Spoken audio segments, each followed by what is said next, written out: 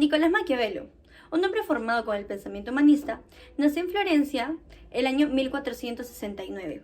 Este personaje, luego de que los Medici perdieran el poder, ocupó el cargo de segundo canciller de la República Florentina, que le permitió recoger diferentes apreciaciones sobre los hombres de gobierno con los que se encontró en las misiones que fue asignado.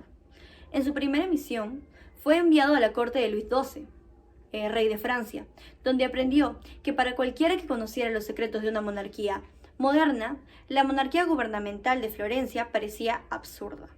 En su segunda misión, fue asignado a hacer una alianza con el duque César Borgia, en quien se comprende en su libro El Príncipe que, a pesar de la admiración de Maquiavelo por Borgia, su veredicto final fue desfavorable, ya que se mostraba arrogante por la confianza que se tenía.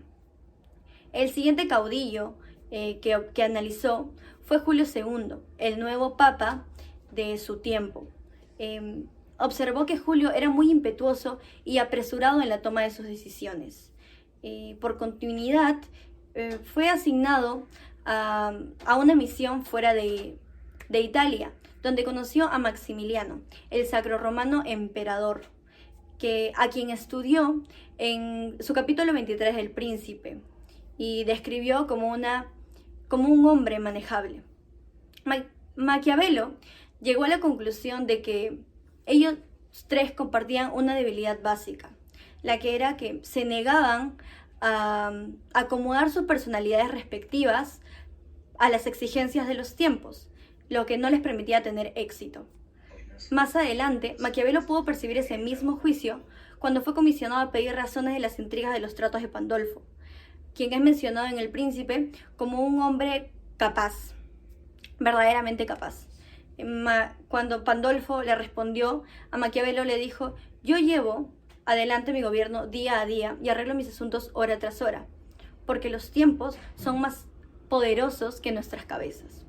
Por último, en la dedicatoria del Príncipe, Maquiavelo se queja sobre los malos tratos, sobre las torturas y la condena de cárcel a la que fue sometido por los Medici, quienes regresaron al poder. El consejero de príncipes. Este capítulo empieza a relatar cómo Maquiavelo, luego de su liberación, empieza y termina de escribir El Príncipe. Empieza su libro diciendo que hay dos tipos de dominios, principados y repúblicas. Él le da mayor importancia a los principados, cuales son adquiridos y mantenidos por medio de las armas y la virtud, o por medio de las fuerzas de otro o gracias a la fortuna. Maquiavelo muestra interés por el último. Se menciona que este fue presionado a reflexionar sobre el peso de la fortuna, la cual al final describe como algo esencial de tener y que ésta solo favorece a los más audaces. Además, desarrollada la idea de que se siente más excitada y sensible a las virtudes del verdadero virtud llega a significar cualidades como la fuerza para hacer frente a los vaivenes de la fortuna. Además, Maquiavelo describe la virtud como una modalidad flexible. El análisis sobre la virtud suscita dificultades. El dilema es más complicado, ya que si un príncipe es muy cruel, no conseguirá el honor y la gloria. Expone la necesidad que el príncipe recuerda que no es necesario tener buenas cualidades, sino aparentarlas. Termina el capítulo con una paradoja. ¿Es mejor ser amado que ser temido? Maquiavelo explica que es mejor ser temido que amado, ya que es mucho más seguro. Este capítulo en general denota cómo las experiencias de vida que tuvo Maquiavelo pudieron influenciar en escribir El Príncipe. Como ya se había mencionado antes, la aspiración más grande de Maquiavelo era aún volver a los señores Medici, a pesar de todo. Él pensó que con su libro El Príncipe podría ir a ofrecérselo en persona a Giuliano de Medici para que éste viera que aún Maquiavelo era digno de prestarle sus servicios. Él tenía pensado viajar a Roma en 1513, pero necesitaba ayuda para hacerlo. Entonces, Vettori le ofreció ayuda, pero con la condición de que primero Maquiavelo le envíe la obra para que éste la cheque y le dé una opinión, ya sea buena o mala, antes de presentársela a Giuliano de Medici. Entonces Maquiavelo le envió la obra a Vettori y Vettori la empezó a leer y al principio le dio una respuesta de que la obra le parecía bien, pero que debía terminar de leerla para que le dé una respuesta mucho más completa y así Maquiavelo pudiera ejecutar su plan. Sin embargo, no fue hasta 1514 que Vettori terminó de leer la obra y a pesar de eso nunca le dio una respuesta a Maquiavelo sobre su obra, nunca más le volvió a hablar de su obra. Entonces Maquiavelo se vio frustrado otra vez, pero esta vez como que ya no se queda estancado, sino que busca la manera como que de ver nuevos horizontes. Entonces él empieza a tener una visión mucho más lúcida de él mismo. O sea, ya no se veía como una persona diplomática, sino se empieza a ver como un hombre de letras. Es en esta etapa de su vida que Maquiavelo comienza a hacer cosas totalmente diferentes a las que él hubiera hecho en el principio. Por ejemplo, él empezó a asumir un rol muy importante en unas reuniones que se llamaban Hortio Seralis, que eran de total carácter literario. Estas reuniones en primera instancia influyeron a que él escriba comedia. Sin embargo, los encuentros más intensos de esas reuniones era cuando se hablaba de política, por lo que había muchas personas que eran opositores de los Medici. Y esto no se quedaba solo en palabras, sino que incluso hubieron algunas personas que habían hecho un complot para matar a Giuliano de Medici.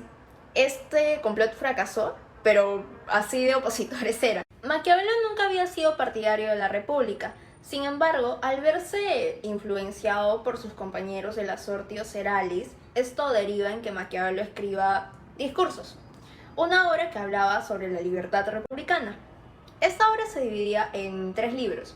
La primera hablaba de la constitución de un Estado libre, el segundo de la supremacía del poder militar y la tercera acerca de la cuestión del liderazgo. Con esta obra Maquiavelo encuentra la respuesta a por qué Roma había tenido tanto éxito, y la respuesta era que todas las ciudades libres tienen riqueza y poder. El problema, según Maquiavelo, es que las personas velaban por sus propias ambiciones y no por los intereses de la República. Para poder conseguir estas ambiciones, querían alterar la Constitución, para lo cual Maquiavelo denominó este problema como corrupción. Para enfrentar esta corrupción, Maquiavelo propuso 3 soluciones. La primera solución fue establecer límites en el poder, es decir, que un grupo de personas, un partido político, no podía alcanzar poder más de lo conveniente. La segunda, para apoyar a la primera, era crear leyes e instituciones que ayuden a regular a las personas, es decir, que las mantengan vigiladas en cierta forma para que actúen siempre con el bien. Y la tercera y última, que veo que es la más lógica, es de que siempre tienes que estar con los ojos abiertos, es decir, que si se veía un caso de corrupción tenías que denunciarlo inmediatamente, para poder así cortarlo desde la raíz y que no se vuelva una amenaza más grande. Esas afirmaciones las podemos relacionar con el contexto actual que vive el Perú, es decir, la corrupción. Actualmente, los altos mandos utilizan su poder e influencia para sobornar a otros y que estos no los delaten, así haciéndose el problema más grande e incontrolable. En la búsqueda del imperio, Maquiavelo señala de que si una ciudad quiere alcanzar la grandeza, es necesaria la creación de leyes e instituciones que aseguren de que las personas actúen siempre con virtud, por lo cual afirma que es necesario el establecimiento de una nueva ordini, el cual apoye a las personas a comportarse con una virtud alta y simplemente ver por los intereses de todos y no solamente de uno mismo. En marzo de 1520, Maquiavelo logró introducirse a la corte de los Medici, consiguiendo un empleo por parte de ellos. Así es como Julio de Medici le encarga la redacción de la historia de Florencia a Maquiavelo. El redactar esta obra le conlleva muchos años de su vida. Por otro lado, tiene un notable cuidado en los preceptos literarios y la inclusión de los dogmas fundamentales de la historiografía. La historia de Florencia toma un giro a partir del libro 2 hasta el libro 7, enfocándose en la decadencia y ruina que se da por la corrupción. De cierta manera, es posible hacer un paralelo con los historiógrafos romanos, los cuales resaltan el pesimismo y corrupción. En el primer libro se narra sobre el colapso del Imperio Romano Este y la llegada de bárbaros a Italia. El segundo libro gira en torno del año 1263, en el cual surgen nuevas ciudades y dominios por la caída del imperio.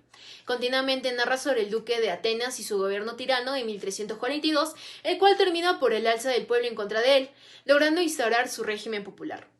En el tercer libro se menciona el discurso de un ciudadano sobre virtud, corrupción y el servicio al Estado, Asignori, el cual fue un órgano gubernamental de Florencia en esos tiempos.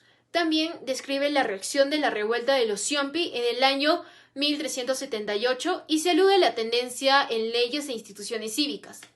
En el cuarto libro continúa con los Medici y su alza al poder.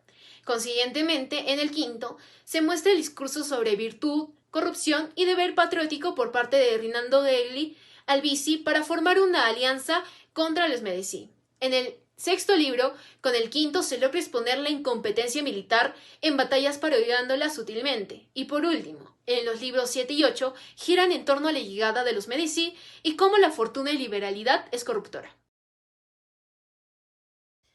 Lo expuesto en la lectura, al contexto actual, puede aplicarse a modo de que cada Estado necesita ordenanza para funcionar como una correcta república, teniendo en cuenta el bien común, el respeto a las leyes y el orden, esto con las medidas que Maquiavelo propuso en sus obras.